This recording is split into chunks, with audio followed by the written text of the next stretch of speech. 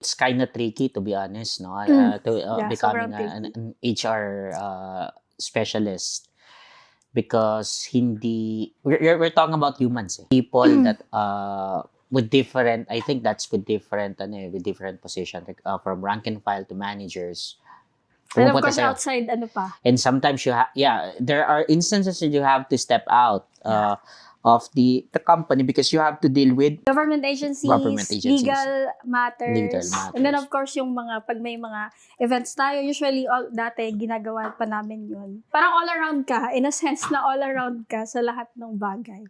So yun, ikaw talaga yung support at the end of the day when it comes to any facet naman din. Lalong-lalo na tayo, sir, nag-start pa lang tayo noon. Siyempre, of course, konti pa lang talaga yung nare-reach ng mga responsibilities ng kada department. So, you make sure din also na nandun ka para i-assist them. So it's more about passion. Yeah. No? It's about passion. It's a profession, but most likely, parang what I'm grasping is talagang you need, in order for you to be successful in this kind of department, you have to have that kind of passion. Yes. Passion sa people.